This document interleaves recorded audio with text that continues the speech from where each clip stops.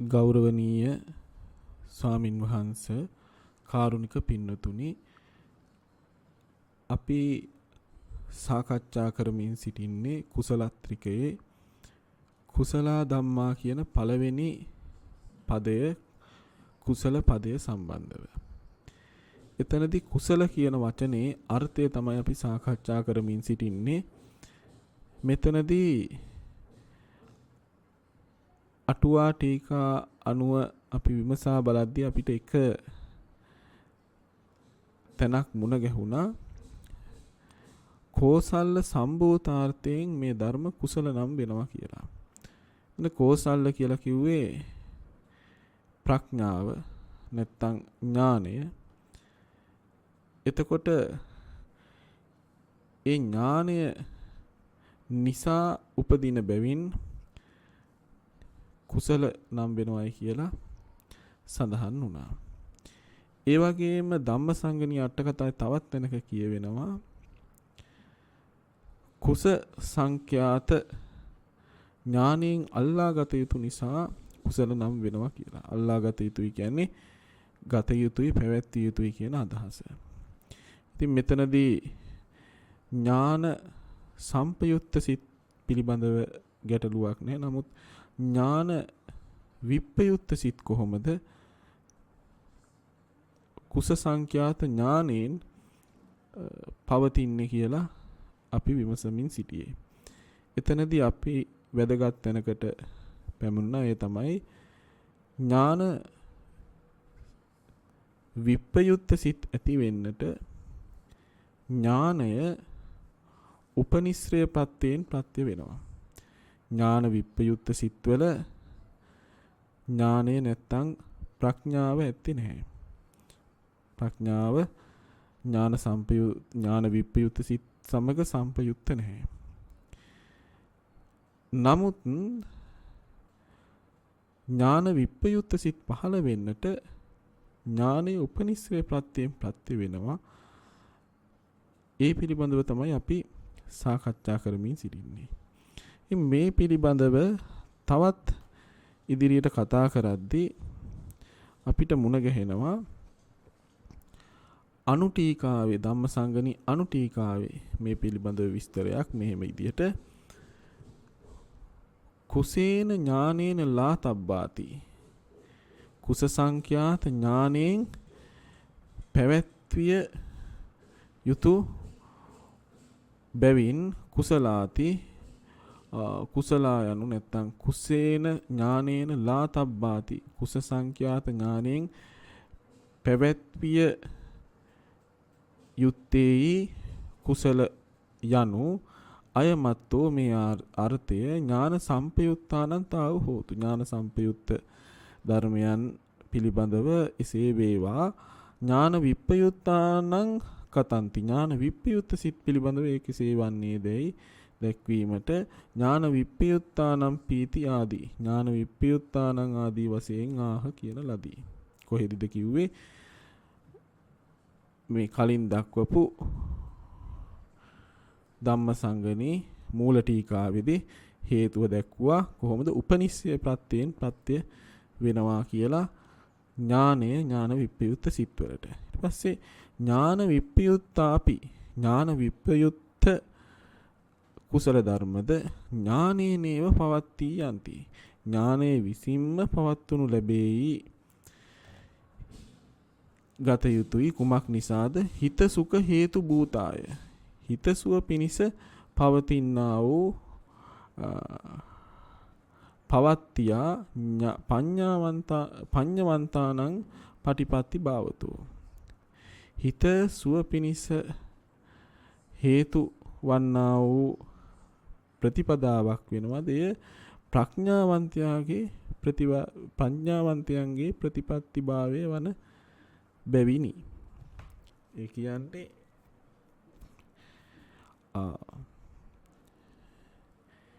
දැන් ඥාන සම්පයුක්ත සිත් අරගත්තාම ඥාන සම්පයුක්ත කුසල ධර්ම ගත්තාම මේ ඥාන සම්පයුක්ත කුසල ධර්මයන්ගෙන් ඉෂ්ට විපාක තමයි ලැබෙන්නේ. ඒවා නිර්වද්‍යයි මෙන්න මේ නිර්වද්‍ය ඉෂ්ට විපාක ලබා දෙන ස්වභාවයෙන් යුක්ත ඒ වගේම අර කලින් සඳහන් කරපු ආරෝග්‍යාර්ථය ඒ වගේම අනවද්‍යාර්ථය සඳහන් කරපු මේවා දෙන්නට පුළුවන් හැකියාව තියෙන කුසල ධර්ම ප්‍රඥාවන්තයන් විසින් තමයි පවත්වන්නේ. ප්‍රඥාවන්තයා තමයි හිතසුව පිණිස කටයුතු කරන්නේ. ඔහුගේ ප්‍රතිපත්තිය අහිත අනිෂ්ට විපාක ලබා දීම පිණිස පවතින්නේ. ඒ කියන්නේ ප්‍රඥාවන්තයාය කියලා පරමාර්ථ වශයෙන් පුද්ගලයෙක් ඇත්තේ නැහැ. ප්‍රඥාවන්තයා කියලා කියන්නේ ඥාන සම්පයුක්ත කුසල ඥාන සම්පයුක්ත කුසල ධර්ම. නැත්නම් ඥාන සම්පයුක්ත චිත්තචෛතසික ධර්ම. එතකොට මේ ඥාන සම්පයුක්ත චිත්තචෛතසික වල ප්‍රතිපදාව තමයි හිතසුව පිණිස කටයුතු කිරීම. එතකොට එයට විරුද්ධ ස්වභාවය වෙන්නේ අහිත පිණිස අනිෂ්ට විපාක පිණිස කටයුතු කිරීම. මානසික රෝගී තත්වය පිණිස සාවද්‍ය බව පිණිස කටයුතු කිරීම තමයි ඒකේ විරුද්ධ පැත්ත වෙන්න ඕනේ. එහෙම ගත්තොත් අකුසල ධර්ම තමයි සැබවින්ම මෙයට ප්‍රතිවිරුද්ධ පැත්ත. මොකද අකුසල ධර්ම පවතින්නේ අයහපත, අනිෂ්ට විපාක, මානසික රෝගී භාවය, මානසික සාවද්‍ය භාවය පිණිස තමයි පවතින්නේ. නමුත් මේ ඥාන විප්පයුත්ත සිත් එහෙම අහිත පිණිස, අයහපත පිණිස, අනිෂ්ට විපාක පිණිස, අනවද්‍ය භාවය සමවෙන සාවද්‍ය බව පිණිස, මානසික රෝගී බව පිණිස පවතිනවද කියලා ඇහුවොත් එහෙම පවතින්නේත් නැහැ. ඥාන සම්පයුක්ත සිත්තරම් ආනුභාව සම්පන්න නොවුනාට ඥාන විප්පයුක්ත සිතුනුත් යහපතෙහි තමයි යෙදෙන්නේ. ඒක නිසා මේ ප්‍රඥාවන්තයාගේ ප්‍රතිපත්ති ස්වභාවය ඥාන විප්පයුක්ත සිත්වලත් එක්තරා විදිහක පවතිනවා. ඒකයි මේ අනුටීකාචාරින් වහන්සේ ඉස්මතු කරලා දෙන්නේ. ඒකට හේතුවකුත් උන්වහන්සේ දක්වනවා. ඒ තමයි නහි අන්තරේන යෝනිසෝ මනසිකාරං කුසලුප්පත්ති අත්ථීති. ඥාන සම්පයුක්ත කුසල ධර්මයන් පහළ වීමට ආසන්නතම කාරණය තමයි යෝනිසෝ මනසිකාරය. ඥාන සම්පයුක්ත කුසල ධර්ම විතරක් නෙමෙයි ඥාන විප්පයුක්ත කුසල සිත්තුත් ඇති වෙන්නේ නැහැ යෝනිසෝ මනසිකාරය නැතිව. ඒක නිසා යෝනිසෝ මනසිකාරය තිබිය යුතුයි මේ ඥාන සම්පයුක්ත කුසල් සිත් ඉපදීම සඳහා ඥාන විප්පයුක්ත කුසල් සිත් ඉපදීම සඳහා කියන මේ දෙවර්ගයේම කුසල් සිත් ඉපදීම සඳහා යෝනිසෝ මනසිකාරය තිබිය යුතුයි. ඒක නිසා යෝනිසෝ මනසිකාරය කියන්නේ ප්‍රඥාවේ ගති ස්වභාවයේ තියෙන ධර්මයක්. අපි ඒක විශේෂයෙන් සාකච්ඡා කරන්නට ඕනේ. මේ යෝනිසෝ මනසිකාරය කෙනෙකුට පහළ වෙන්නේ ඇත්තටම ඥාන සම්පයුක්තව. ඒ කියන්නේ සත්පුරුෂ සංසේවනය, සද්ධර්ම ශ්‍රවණය, පතිරූපදේශ වාසය, ඒ වගේම අත්ත සම්මා පනිදි කියන සංසාරයේහි තම సంతානයේ යහපතෙහි පුරුදු කර තිබීම කියන මෙන්න මේ ප්‍රඥාවන්ත ප්‍රතිපත්තියේ සිටීම නිසා ඒ උපනිශ්‍රය කොටගෙන තමයි මේ යෝනිසෝ මනසිකාරය උපදින්නේ. අපි ඒක කතා කරමු. අන්න ඒක නිසා යෝනිසෝ මනසිකාරය මෙතනදී ඥාන සම්පයුත්ත සිත් වලට වගේම ඥාන විප්පයුත්ත කුසල ධර්ම පහළ වෙන්නටත් ප්‍රත්‍ය වෙන නිසා මේ ඥාන සම්පයුත්ත සිත් වගේම ඥාන විප්පයුත්ත සිතුත් පවත්වන්නේ ප්‍රඥාවන්තයාගේ ප්‍රතිපත්ති ස්වභාවයෙන් නිසා මෙතනදී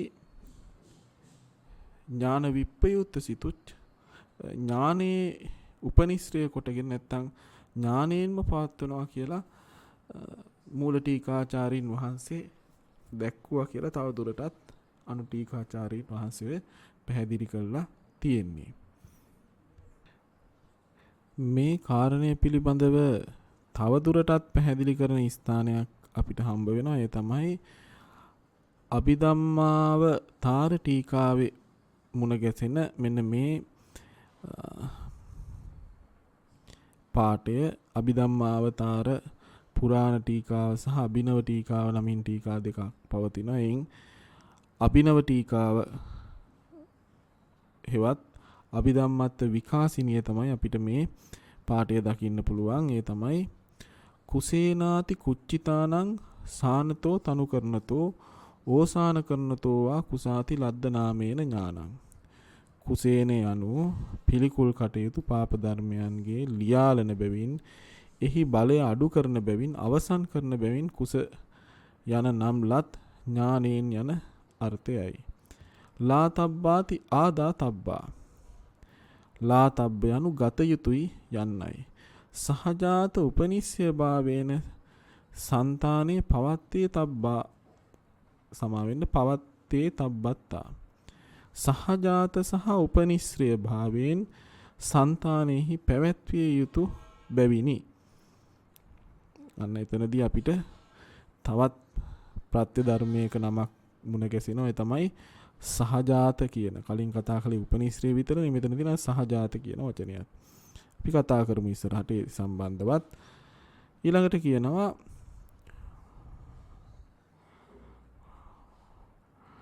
ඥානං හි ති හේතුක කුසලං සහජාත භාවේනේව චේව සමාන සහජාත භාවේන චේව උපනිශ්‍ය භාවේනච. ඥානේහිවත් ප්‍රඥාව ත්‍රි හේතුක කුසලයේ. ත්‍රි හේතුක කියන්නේ අලෝභ දෝස අමෝහ කුසල මූලයන් තුනම ලැබෙන කුසලයන්ට. ඒ කියන්නේ ඥාන සම්පයුක්ත කුසලයට සහජාත භාවේන්ද සහජාත භාවයෙන්ද උපනිශ්‍රය භාවයෙන්ද ප්‍රත්‍ය වේ. දුහේතුක කුසලං උපනිශ්‍රය භාවේනේව సంతානේ පවත්තේති. දුහේතුක හේවත් ඥාන විප්පයුත්ත කුසලයට අර කියන සහජාත භාවයෙන් ප්‍රත්‍ය වෙන්නේ උපනිශ්‍රය භාවයෙන් පමණක් ප්‍රත්‍ය වීම වශයෙන් පවතී. ඒවංචකත්වා මිසේගෙන කෝසල සම්බුත්තට්ටෝ කෞසල්‍ය සම්භූතාර්ථය ඇති කෝසල සම්භූතට්ටෝ කුසලට්ටෝති සබ්බ කුසලානං සාධාරණ වශයෙන් අත්තෝ උච්චති. කෝසල්ල සම්භූර්ත ඇති කුසලයයි සියලු කුසල් වලට සාධාරණ වශයෙන් අර්ථය කියන ලදී කියලා කියනවා. එතකොට මෙතනදී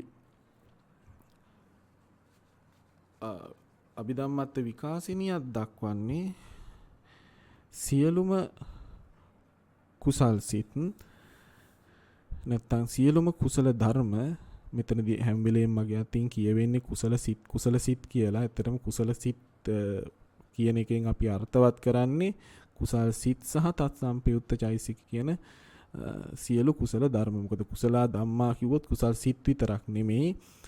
කුසල සිත් සමග උපදින චෛතසික ධර්ම හා සියලුම චිත්තෝත්පාද ධර්ම තමයි අපි ගන්නෙ කුසල ධම්මා කියලා. ඒක නිසා ඇත්තටම නිවැරදි විය යුත්තේ කුසල ධර්ම කියන එකයි. අපිට කියවෙන්නේ හැම වෙලෙම කුසල් සිත් කියලා. ඉතින් මෙතනදී කොහොම හරි මේ කුසල ධර්ම සියල්ලම කෝසල සම්භූතාර්ථයෙන් කුසල නම් වෙනවා කියලා දැක්වුවා. ඉතින් දැන් මේ කාරණේ නම් මේ වෙනකොටත් ඔබට වැටහිලා තියෙන්නේ. ඇයි මේ නැවත නැවත මම මේ කාරණේ කියන්නේ කියලා කෙනෙක් හිතන්නට පුළුවන්. අර කලිනුත් කිව්වා වගේ මෙතන සමහර කරුණු ඔබට වැදගත් වෙනවා. ඒ තමයි දැන් බලන්න මේ පාඩය අපි විමසලා බලපු නිසා අපිට හම්බ වෙනවා ඥාන සම්පයුත්ත සිත් සහ ඥාන සම්පයුත්ත කුසල් සහ ඥාන විප්‍රයුත්ත කුසල් කියන මේ දිවර්ගයේම කුසල් වලට ඥානය හෙවත් ප්‍රඥාව උපනිශ්‍රේ ප්‍රත්‍යයෙන් ප්‍රත්‍ය වෙනවා. හැබැයි ඥාන සම්පයුත්ත සිත් වලට පමණක් සහජාත ප්‍රත්‍ය නැමැති ප්‍රත්‍ය ස්වභාවයෙන් ප්‍රත්‍ය වෙනවා ඥානය. ඒක නිසා ප්‍රඥාව කුසල ධර්මයන්ට ප්‍රත්‍ය වෙන ක්‍රම දෙකක් මෙතනදී කියවුණා. එකක් තමයි සහජාත ප්‍රත්‍ය, අනෙක් එක තමයි උපනිශ්‍රය ප්‍රත්‍ය. මේ ප්‍රත්‍ය ක්‍රම දෙක පමණක් නෙමෙයි තියෙන්නේ, තව ප්‍රත්‍ය ක්‍රම තියෙනවා. හැබැයි මෙතනදී ප්‍රධාන වශයෙන් මේ සහජාත ප්‍රත්‍යයෙන් කියවෙනවා. සහජාත ප්‍රත්‍ය කියලා කියන්නේ ප්‍රඥාව නැත්තම් ඥානය යම් සිතක් එක්ක එකට ඉපදිලා එහි ඉපදීමට තමන්ගේ එකට ඉපදෙන ස්වභාවය උපකාරයක් දක්වනවා නම් දෙයකට එතන සහජාත ප්‍රත්‍ය කියලා කියනවා. එතකොට ඥාන සම්පයුත්ත සිත් ගත්තහම ඥාන සම්පයුත්ත සිතක් උපදින්නේ ඒකුප්පාද නිරෝධාච ඒකාලම්බන වත්තුකා කියලා කියපු විදිහට තමන්ගේ යම් චෛතසික ධර්මයක් තියෙනවා නම් ඒව එකටම තමයි උපදින්නේ. ඒ එකට ඉපදිය යුතු චෛතසික ධර්ම එකට උපදින්නේ නැත්නම් ඒ සිත උපදින්නෙත් නෑ. ඒක නිසා මේ ඥාන සම්පයුත්ත කුසල ධර්මයක අවශේෂ චිත්තචෛසික ධර්ම උපදින්න නම් ඒකාන්තයෙන් මොකද්ද ප්‍රත්‍ය වෙන්නට ඕනේ? මේ ඥානය සහජාත ප්‍රත්‍යයෙන් ප්‍රත්‍ය වෙන්නට ඕනේ. ඒක නිසා සහජාත ප්‍රත්‍ය ගැනත් කියවෙනවා. හැබැයි ඥාන විප්‍රයුක්ත සිත්වලදී ඒ සිතත් එක්ක සහජාත වශයෙන් ඥානය උපදින්නේ නැහැ. ඒක නිසා එම සිත ඥාන විප්‍රයුක්ත සිතක් බවට පත් වෙනවා. හැබැයි ඥානය සහජාත වශයෙන් පැවතුරෙන්නේ නැති වුණාට එයා මේ කුසල සිත්වල ඉපදීමට උපනිශ්‍රේ භාවයෙන් ප්‍රත්‍ය වෙනවා. දැන් යම් කිසි පාසලකින් අධ්‍යාපන චාරිකාවක් යනවා. ඒ අධ්‍යාපන චාරිකාව යනකොට සමහර වෙලාවට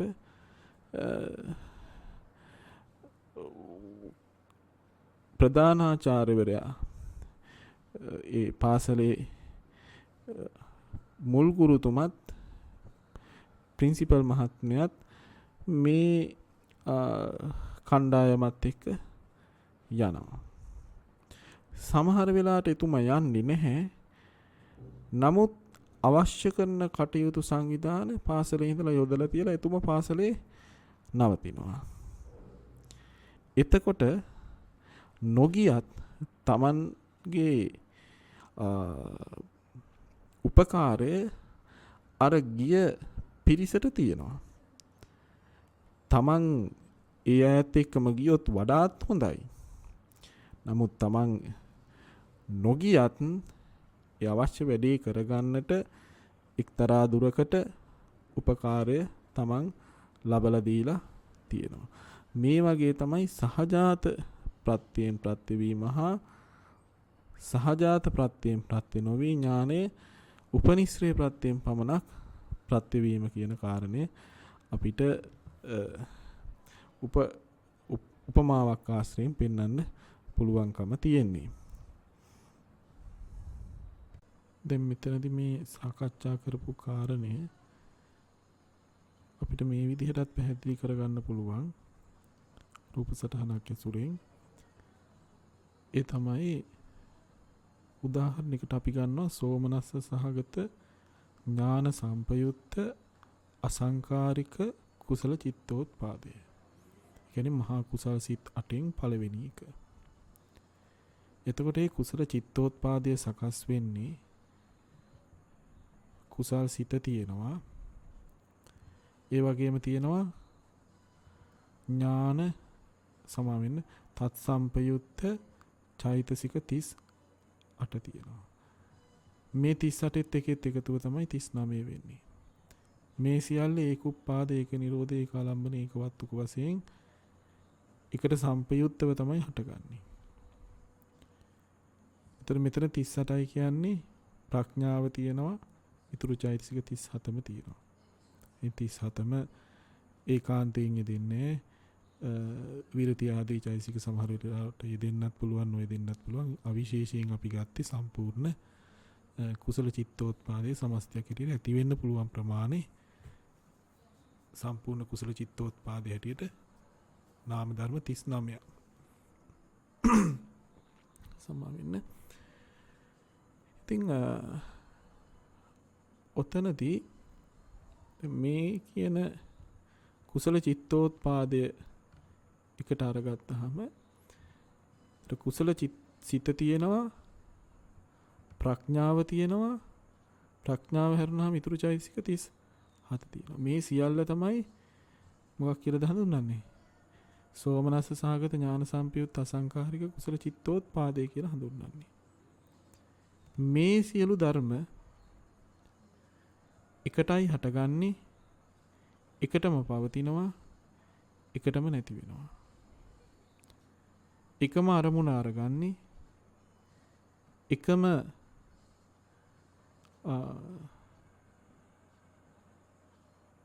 වස්තුව තමයි සුරු කරන්නේ. එතකොට මෙතනදී මේ එකටම උපදින ප්‍රඥාව තමන් එකට උපදින ඉතිරි කුසල් සිතට සහ තත්සම්පයුත්ත අවශේෂ චෛතසික 37ට ප්‍රත්‍ය වෙනවා සහජාත ප්‍රත්‍යය. ඒ කියන්නේ තමන්ගේ ඉපදීම තමන් එක්ක උපදින අනිකුත් ධර්මයන්ගේ ඉපදීමට උපකාරයක් බවට පත් කරනවා. නැත්නම් ඒ උපකාරය ලබා දෙනවා. ඒ උපකාරය නැතිව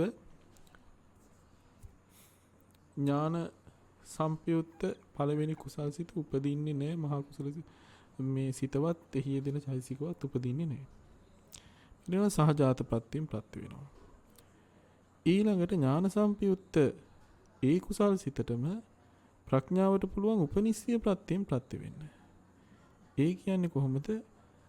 එතනදී එකට උපදින එකට සම්පයුත්තව පවතින කුසල සිත සහ තත් සම්පයුත්ත චෛතසික 38ට එතන ප්‍රඥාව වෙන් කරලා අරගෙන නැහැ.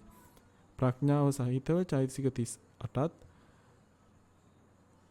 එහා එකට උපදින සිතත් තියෙනවා කුසල චිත්තෝත්පාදයේ හැටියට. මේ කුසල චිත්තෝත්පාදයට තවත් ප්‍රඥාවක් ප්‍රත්‍ය වෙනවා. ඒතර ඒ ප්‍රඥාව පැහැදිලිවම මේ කුසල් සිත්වල තියෙන ප්‍රඥාව මේ කුසල් සිතේ තියෙන ප්‍රඥාව නෙමෙයි. ඒක නිසා එය සහජාතව සම්පයුක්ත වෙ නැහැ. ඒක කලින් හටගත්තා වූ ප්‍රඥාවක් මේ సంతානෙ. එතකොට ඒ ප්‍රඥාවට පුළුවන් පසුව උපදින මේ ඥාන සම්පයුක්ත කුසල් සිතට සහ තත් සම්පයුක්ත චෛතසික 38ට ප්‍රත්‍ය වෙන්නේ කොහොමද? උපනිශ්‍රේ ප්‍රත්‍යයෙන්. කලින් සඳහන් කළා කතා කළා උපනිශ්‍රේ ප්‍රත්‍ය පිළිබඳ වෙන්නේ උපනිශ්‍රේ ප්‍රත්‍ය යෙදෙන ආකාරයෙන් මේට ප්‍රත්‍ය වෙන්න පුළුවන්කම තියෙනවා ප්‍රඥාවට. ඊළඟට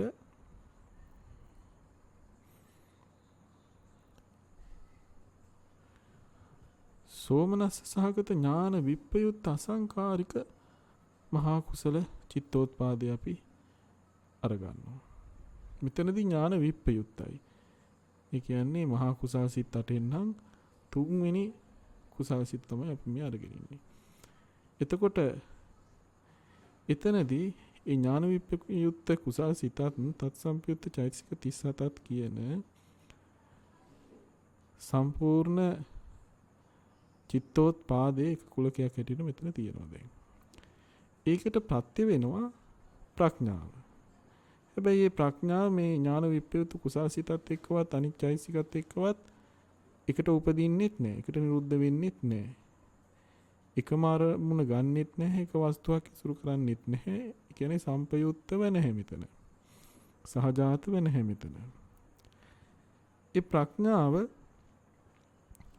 පරිබාහිරව තමයි තිබෙන්නේ. හැබැයි ඒ సంతානෙම පුරුදු කරපු ප්‍රඥාවක් වෙන්නට පුළුවන්. එතකොට ඒ ප්‍රඥාව මේ ඥාන සම්පයුක්ත කුසල් සිත සහ තත්සම්පයුක්ත චෛසික 37 කියන මේ චිත්තෝත්පාදයේ පහළ වෙන්න ප්‍රත්‍ය වෙනවා. හැබැයි සහජාතව නෙමේ උපනිශ්‍රය වශයෙන්. ඉතින් සමහර විට මෙතන අපි සඳහන් කරපු මේ උපනිශ්‍රය ප්‍රත්‍ය සම්බන්ධව කතා කරද්දී ඒක ආරම්මන උපනිශ්‍රය වෙනවා නම් සමහරවිට බාහිර సంతානික වෙන්නත් පුළුවන්කම තියෙනවා. ඉතින් මේ විදිහට අපිට බලා ගන්න පුළුවන්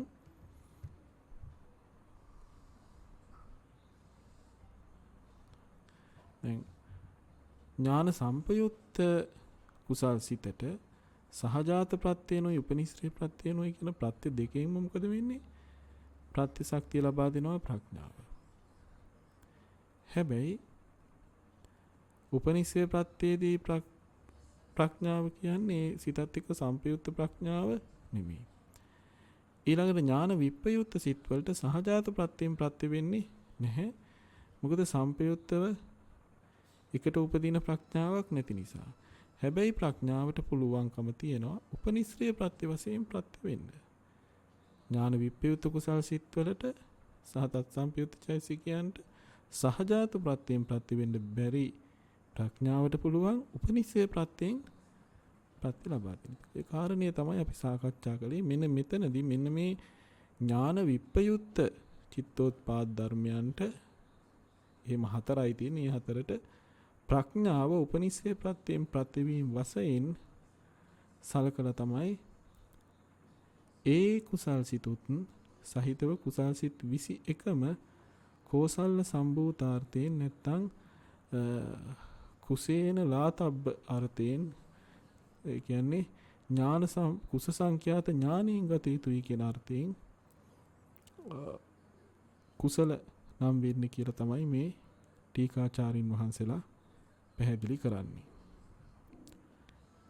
ඉතින් නැවත අපි මෙම් විස්තරයට ගියොත් එහෙම ඒ කාරණේ තමයි මේ අභිධම්මත් විකාසිනී ටීකාවේ පැහැදිලි කරලා දුන්නේ. සහජාතව තියෙනවා එතනදී ති හේතුක කුසල් වලට පුළුවන්කම තියෙනවා සහජාත වශයෙන් ප්‍රත්‍ය වෙන්න. හැබැයි දු හේතුක කුසල් වලට උපනිශ්‍රය භාවේනේව උපනිශ්‍රය භාවයෙන් විතරයි පුළුවන්කම තියෙන්නේ ප්‍රත්‍ය වෙන්න. ආකාරයෙන් දක්වනවා. ඊළඟට අපි තව පහලට ගියොත් මේ විස්තරේ මෙම අටුවා ටීකා පාඨවලින් දක්වන ලද කාරණය ප ဋ ාණ ප්‍රකරණ හැදෑරීම තෙක්ද ධර්මාවබෝධය සඳහාද ඉතා ප්‍රයෝජනවත්ය. දැන් මේ ප ဋ ාණ ප්‍රකරණය දක්වාම ඉගෙන ගනිද්දී මේ ඉගෙනීම ඔබට ප්‍රයෝජනවත් වෙනවා. ඒකයි මේ සත්ත ප්‍රකරණයකට බැඳිලා තියෙන්නේ. ඇතැම් කාරණා ඔබට ඉදිරි ඉගෙන ගැනීම වලදී ප්‍රයෝජනවත් වෙනවා. අනික ධර්මාවබෝධය පිණිස ඔබට මෙය මහත් උපකාරයක් වෙනවා. ඒකයි මේ පුන පුනා නැවත නැවත අපි මේ කරුණු ඉදිරිපත් කරන්නේ. මෙහි දැක් වූ පරිදි ඥාන සම්පයුක්ත සිත් පහළ වීමට කුස සංඛ්‍යාත ඥානයේ හෙවත් ප්‍රඥාව ත්‍රි හේතුක කුසල් වලට එනම් ඥාන සම්පයුක්ත කුසල් සිත් වලට සහ තත් සම්පයුක්ත ප්‍රඥාව හෙවත් තමාහැර සෙසු චෛතසික වලට සහජාත ප්‍රත්‍යයෙන් ප්‍රත්‍ය වේ. ඒ කාරණේ තමයි අපි අර රූප සටහනෙන් පෙන්වුවේ. සහජාත ප්‍රත්‍යයෙන් ප්‍රත්‍යවීම යනු කිසියම් ධර්මයක් තවත් ධර්ම සමූහයක් සමග එකටම ඉපිද එසේ තමා සමග එකට උපදින අනිකුත් ධර්මයන්ට එසේ තමා සමග ඉපදීමට උපකාර කිරීමයි. දෙයක් තමන් උපදින ගමන් ඒත් එක්ක අනික් දේවල් වල ඉපදීමටත් උපකාර වීම. මෙතනදී සඳහන් කරනවා සහජාත ප්‍රත්‍යයෙන් ප්‍රත්‍යවීමය කියලා. උදාහරණයක් වශයෙන් ප්‍රථම කාමාවචර කුසල්සිත හා සම්පයුත්ත ප්‍රඥාව තමා සමග එකට උපදින කුසල්සිතට සහ තමා හැර එම කුසල්සිත හා සම්පයුත්ත අනිකුත් චෛතසිකයන්ට ඉපදීමට උපකාර වේ. අර මෙතනදී පෙන්වුවේ ඒකයි. එකට ඉපදෙනවා නේද?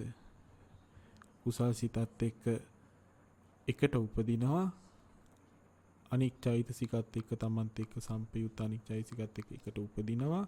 එසේ උපදින ගමන් තමාගේ ඉපදීම මෙන්න මේ තමන් එක්ක උපදින අනිත් ධර්මයන්ගේ ඉපදීමට උපකාරයකුත් වෙනවා.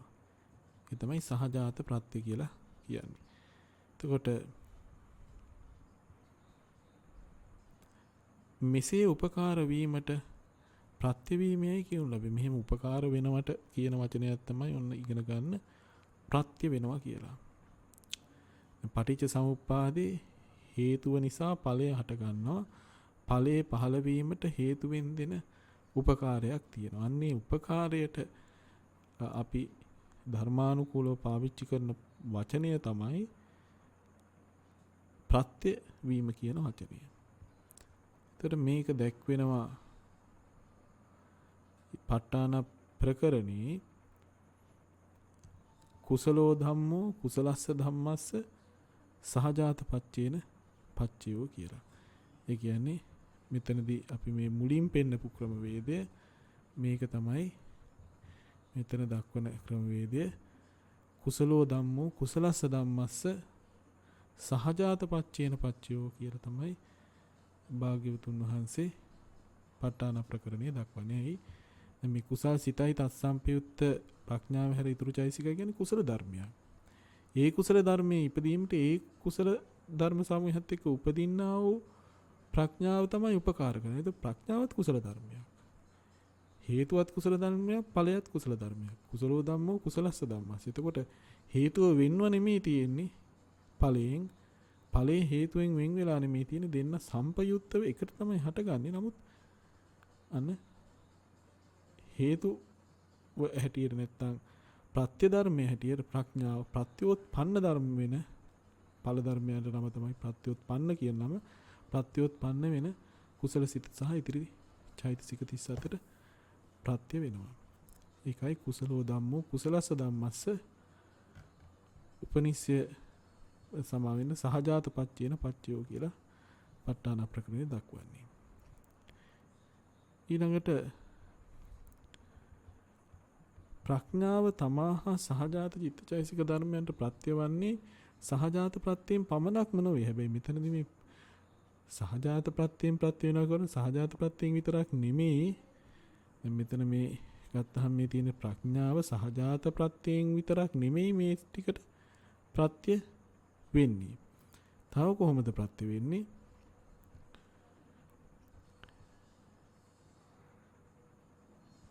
හේතු අධිපති අඤ්ඤමඤ්ඤ නිස්සය ඉන්ද්‍රිය මග්ග සම්පයුත්ත අත්ති අවිගත යන ප්‍රතිශක්ති නමෙන්ද ප්‍රත්‍ය වේ. සහජාත ප්‍රත්‍යශක්තිය හැරුණහම හේතු අධිපති අඤ්ඤමඤ්ඤ නිස්සය ඉන්ද්‍රිය අවිගත කියන මෙන්න මේ ප්‍රත්‍යශක්ති නමයනොත් ප්‍රත්‍ය වෙනවා.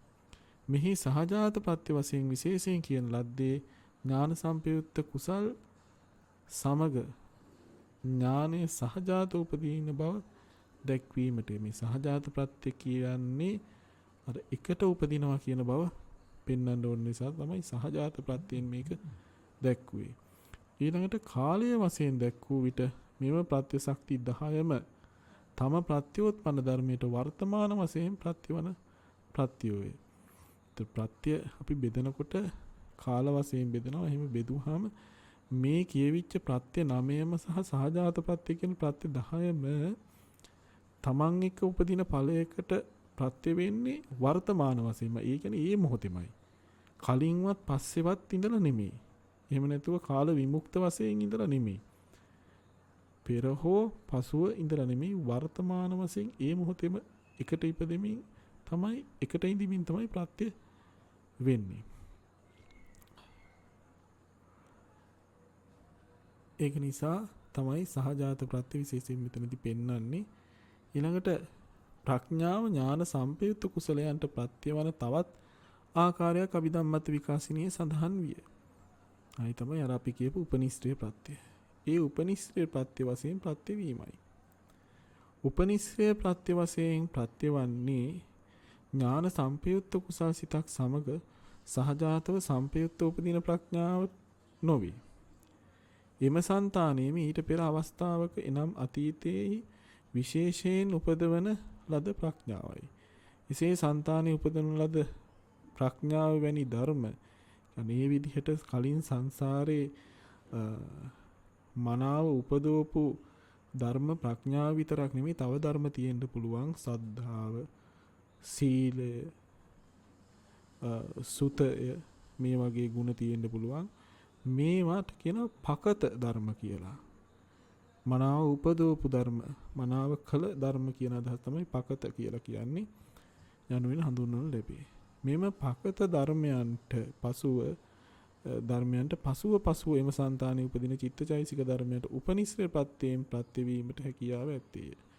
උපනිශ්‍රේ වීම යනු යමක ඉපදීමට බලවත්සේ උපකාර කිරීමයි. අර සහජාත ප්‍රත්‍ය කිව්වේ එකට උපදිමින් තමා එක්ක උපදින අනිකුත් ධර්මයන්ට ඉපදීමට ප්‍රත්‍ය උපකාර වීමනේ. උපනිශ්‍රේ ප්‍රත්‍යවීම කියන්නේ යමක් තව දෙයක ඉපදීමට බලවත්සේ උපකාර වීමට කියනවා. බලවත් සාධකයක් වීමට කියනවා උපනිශ්‍රේ ප්‍රත්‍ය ශක්තිය කියලා. ඒක රේරුකාණී චන්දවිමලනා හිමියන් වහන්සේ ප ဋ ාණ ප්‍රකරණ මහා සම්නිධි උපමාවකින් කියන්නේ හරියට ගෙයක් හදනකොට ඒ ගෙදෙට්ට මුදල් යොදවන හිමිකරුවා වගේ තමයි කියන උපනිශ්‍රේ ප්‍රත්‍ය. මේ වැඩ කරන බාස්ලා වගේ තමයි කියනවා මේ අනිකුත් ප්‍රත්‍ය ශක්තිය. ඒ කියන්නේ ඒවට මුදල් යොදවන හිමිකරුවා නොහිටින්නට ඒ ගෙදර වැඩ කිසි එකක් කරන්නේ නැහැ. බාස් කෙනෙක් පොඩ්ඩක් නැති උනායි කියලා එදා ඒ බාස්ලා තු වෙන බාස්ලට ඇවිදින්න ගෙදර වැඩ කරලා කොටසක් කරගෙන යන්න පුළුවන්. වැඩ නවත්තන්න අවශ්‍යතාවයක් නැහැ. නමුත් ඒවා යොදවන ගෙදර හිමිකරුවා නැති වුණොත් ඒ ඔක්කොම කඩාගෙන වැටෙනවා. කරන්න පුළුවන් කමක් නැහැ. ඒ වගේ බලවත්සේ උපකාර වෙන බවක් ඔහුගේ තියෙනවා. ඒ වගේ තමයි මේ උපනිශ්‍රේ ප්‍රත්‍ය ශක්තියත් අනෙක් ප්‍රත්‍ය ධර්මයන්ට වඩා තමන් නිසා උපදින ඵල ධර්මයන්ගේ පහළ වීම සඳහා බලවත්සේ උපකාර වෙනවා. ඒක නිසා තමයි උපනිශ්‍රේ ප්‍රත්‍යයෙන් ප්‍රත්‍ය වෙනවා කියලා මෙය සඳහන් කරන්නේ. ඒ උදාහරණයක් වශයෙන් චුල්ලකම්ම විභංග සූත්‍රයේ එන ඉදපන මානව ඒකච්චෝ ඉත්‍යාවා පුරිසෝවා සමනං වා බ්‍රාහ්මණං වා උපසංකමිත්තා පරිපුච්චිතා හෝති කිම්බන්තේ කුසලං කිං අකුසලං කිං සාවජ්ජං කිං අනවජ්ජං කිං සේවිතබ්බං කිං න සේවිතබ්බං කිම් මේ කරීයමානං දීගරත්තං අහිතාය දුක්ඛාය හෝති කිං වා පන මේ කරීයමානං දීගරත්තං හිතාය සුඛාය හෝති ති. ඉතින් මෙතනදී මේ සූත්‍ර පාඨයේ තියෙන්නේ මජ්ක්‍ධිම නිකායේ උපරිපන්නාසකේ චුල්ලකම්ම විභංග සූත්‍රය නමි. මේ සූත්‍රයේදී එක්තරා බමුණෙකුගේ පුතෙක් සුබ කියන බ්‍රාහ්මණ තරුණයා බුදුරජාණන් වහන්සේ මුණ ගැහිලා බුදුරජාණන් වහන්සේගෙන් අහනවා මේ ලෝක වාසී සත්වයා ප්‍රධානව බැලුවහම විවිධ කරුණු වලින් එකිනෙකාට වෙනස්. ඒ අතරින් එකක් තමයි ප්‍රඥාව ඇති නැති බව. සමහර ඇත්තන්ට හොඳ ප්‍රඥාවක් තියෙනවා. සමහර අය එහෙම ප්‍රඥාවන්තයෝ නෙමෙයි, ඒ බොහොම මෝඩ ලෙස කටයුතු කරන්නේ. දුප්‍රඥයි. ඊතරම්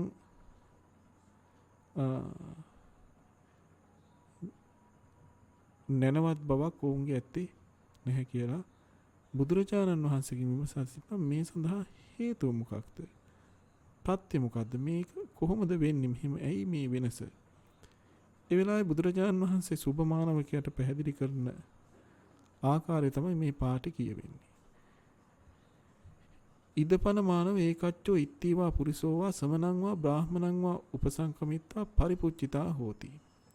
මානවකය මේ ලෝකේ සමහර ස්ත්‍රීන් හෝ පුරුෂයෝ ශ්‍රමණයන් හෝ බ්‍රාහ්මණයන් වෙත එළඹිලා මෙන්න මෙහෙම අහනවා. කිම් බන්තේ කුසලං? ස්වාමීනි කුසල් මොනවද? කුසලය මොකද්ද? කිං අකුසල? අකුසලය කියන්නේ මොකද්ද? කිං සාවච්ඡං? වැරදි දේ මොකද්ද? කිං අනවච්ඡං? නිවැරදි දේ කුමක්ද? කිං සේවිතබ්බං? අප විසින් ඇසුරු කළ යුතු දේ මොනවද? කිං න සේවිතබ්බං? අප විසින් ඇසුරු නොකළ යුතු දේ මොනවද? කිම්මේ කරීයමානං දීගරත්තං අහිතාය දුක්ඛාය හෝති. මම මොනවා කළොත්ද මට ඒක බොහෝ කල අහිත පිනිස දුක පිනිස පවතින්නේ. කිංවා පන මේ කෛරමානං දීගරත්තං හිතාය සුඛාය හෝති. මොකක් කළොත්ද මට දිගු කාලයක් හිත සුව පිනිස පවතින්නේ කියලා බුදුරජාණන් වහන්සේ විමසා සිටිනවා. සෝ තේන සමවෙන්න බුදුරජාණන් වහන්සේ උපසනවා නෙමෙයි, මේ විදිහට ශ්‍රමණයන් හා බමුණන් මුණ ගැසිලා කෙනෙක් ප්‍රශ්න කරලා දැනගන්නවා. එහෙම ප්‍රශ්න කරලා දැනගන්න කටයුතු කරන පුද්ගලයා සෝ තේන කම්මේන ඒවං සමත්තේන ඒවං සමාදින්නේන කායස වේදා පරම්මරණා සුගතින් සග්ගං ලෝකං උප්පජ්ජති. මේ කර්මය මේ විදිහට රැස් කරගෙන ඒ සමාදන්ව ඉඳලා මේ පුද්ගලයා කය බිඳීමෙන් මරණයෙන් පස්සේ සුගතියේ ස්වර්ගයේ උපදිනවා. නෝචේ කායස්ස බේදා පරම්මරණා සුගතින් සග්ගං ලෝකං උප්පජ්ජති. එහෙම කය බිඳීමෙන් අනතුරුව මරණයෙන් පස්සේ චාතුර්මහරජිකාදී දෙව්ලෝක ඉපදුනේ නැත්නම්, බඹලෝක ඉපදුනේ නැත්නම් සචේ manussත්තං ආගච්ඡති. ඉතින් මනුස්ස ලෝකෙට එනවා නම් තත්ත පච්චාජායති. යම් යම් තැනක පසු උපදිනවා නම් මහා පඤ්ඤෝ හෝති. ඔහු මහා ප්‍රඥෙක් බවට පත් වෙනවා. මහා පඤ්ඤ සංවත්ත නිකායේසා මානව පටිපදා. මානවකය එය තමයි මහා ප්‍රඥාවන්තයෙක් වෙන්න පවතින ප්‍රතිපදාව.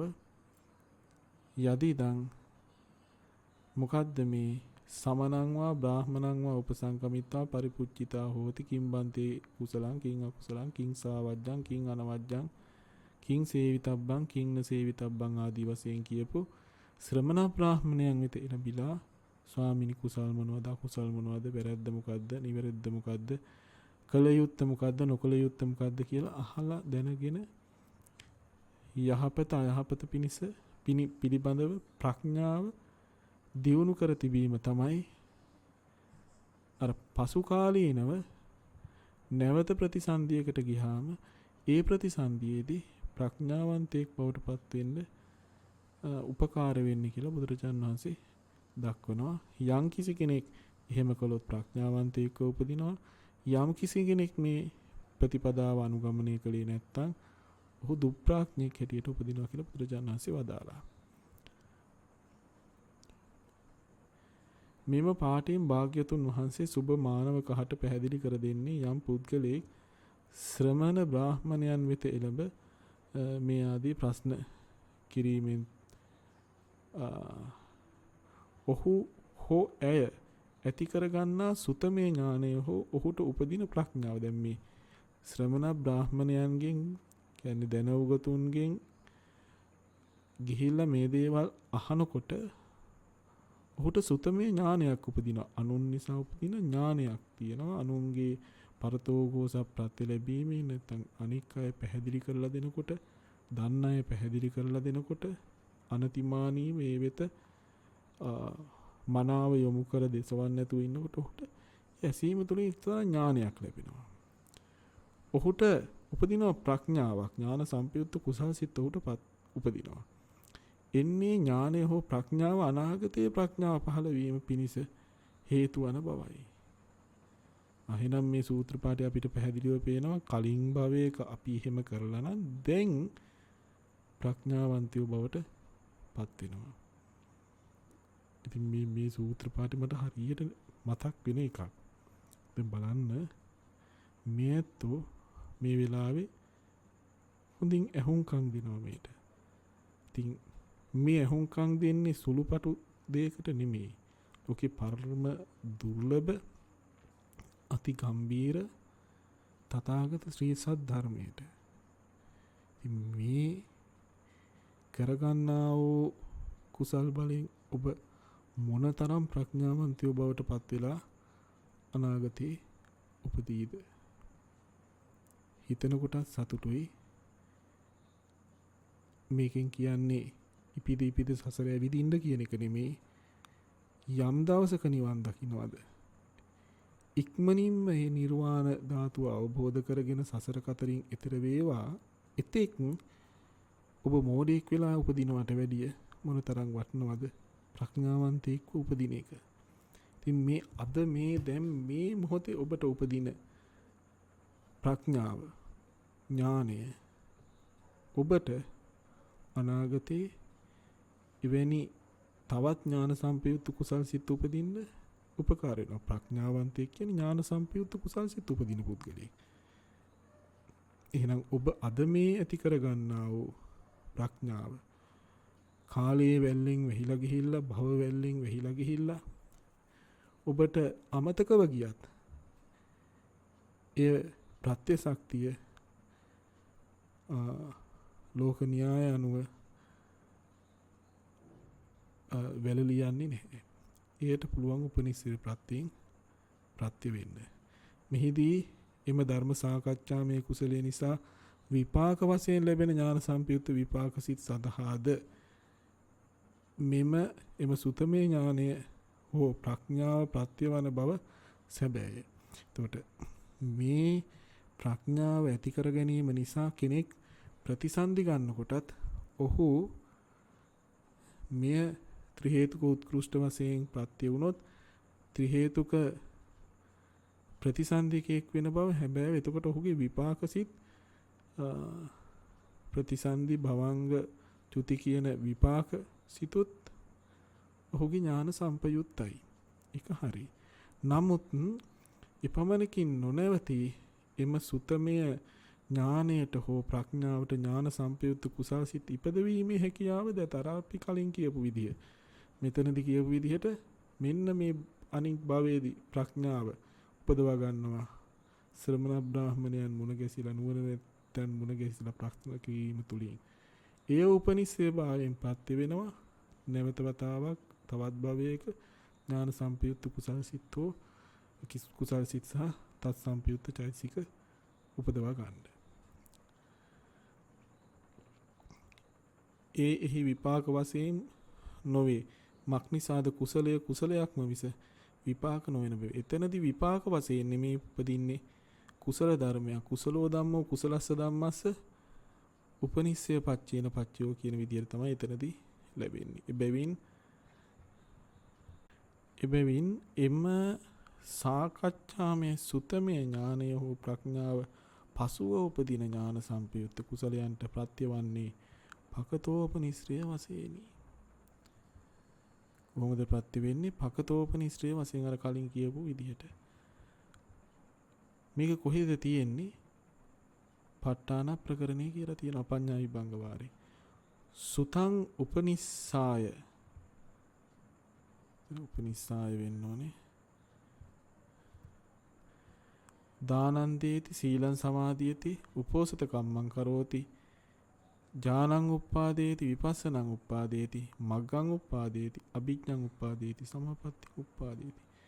අර කලින් භවවලදී ලැබලා තියෙන සුතමේ ඥානය නැත්නම් සමහර විට ඒ භවයේදී වෙන්නත් පුළුවන්. ඒ ලද සුතමේ ඥානය සහජාත සුතමේ ඥානය නෙමෙයි. කලින් ඒ සුතමේ ඥානය පස්සේ දන් දෙන්න සිත් ඥාන සම්පයුත්ත සිත් ඇති වෙන්න. නැත්තම් ඥාන විප්පයුත්ත වෙන්නත් පුළුවන්. මෙතන කියලා නෑ ඥාන සම්පයුත්ත ඥාන විප්පයුත්තද කියලා. මම මෙතන දිගින් දිගට යන්නේ නැහැ. මේ ප ဋ ාණේදී කියවෙන කරුණක් මෙතන. හැබැයි මේ දානං දේති කියනකොට දානං දේති කියන්නේ ත්‍යාග චේතනාව සහිත මහා කුසල් සිත් 8 සහ තත් සම්පයුත්ත චෛසික 38. ඒක නිසා මෙතනදී සුතමේ ඥානය උපනිශ්‍රේ වෙන්නේ ඥාන සම්පයුත්ත කුසල් සිත් උපදින්න විතරක් නෙමෙයි ඥාන විප්පයුත්ත කුසල් සිත් උපදින්නත් හේතු වෙනවා. මොකද ඉන්ද්‍රිය ධර්ම මුහු කුරා ගිහිල්ලා නැති අවස්ථාවේදී අපි කලින් සඳහන් කළා වගේ ලදරු අවස්ථාවේදීත් සමහර පුංචි දරුවෝ ස්වාමින් වහන්සේලා දැක්කහම කාටවත් නොදෙන තේ ගිහිල්ලා අතට පූජා කරන්න කැමතියි. බුදුරජාණන් වහන්සේ දුටුවහම ඉස්සරහට ගිහිල්ලා Tamanට පුළුවන් විදියට දන ගහලා වඳින්න පොඩි දරුවාගේ හිත නැමෙනවා. අතේ තියෙන මල පූජා කරන්න කැමති කාගේවත් අතට දෙන්නේ නැති වුණාට බුදුරජාණන් වහන්සේ වෙනුවෙන් මල් ආසනයෙන් තියලා අම්මලා තාත්තලාගේ සාදු කියන්නේ එයා කැමතියි. එයාට මේ ලැබෙන විපාක කර්ම විපාක කර්මයේ පිළිබඳ එහෙම අවබෝධයක් නැහැ. එහෙම ඥාන සම්පයුත්ත සිතක් ඔහුට උපදින්නේ ඥාන විප්පයුත්ත සිතක් උපදින්නේ.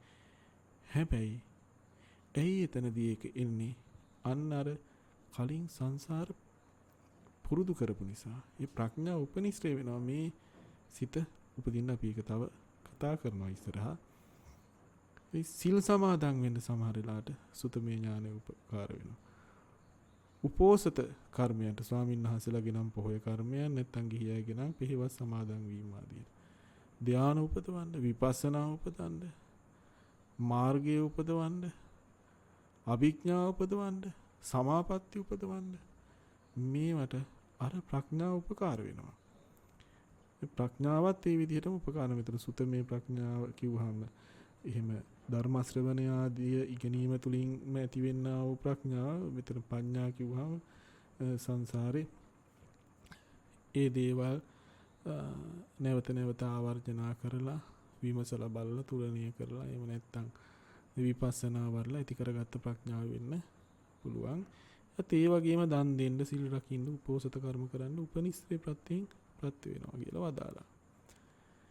ඉතින් මේ කරුණ තමයි අපි මේ ඉදිරිපත් කළේ. මේවා තියෙන මේ වටිනාකම් බලන්න මොනතරම් මේ කරුණු කාරණා මේවා ඇතුලේ ගැප් වෙලා තියනවාද මේ එක කරුණක් තුල මෙච්චර දේ අපිට විවරණය කරගන්න තියෙනවා. ඒක ප්‍රායෝගික වශයෙන් ඔබට ඊටාම වැදගත් වෙනවා එදිනෙදා ජීවිතයේදී මේ සංසාර ගමනේදී.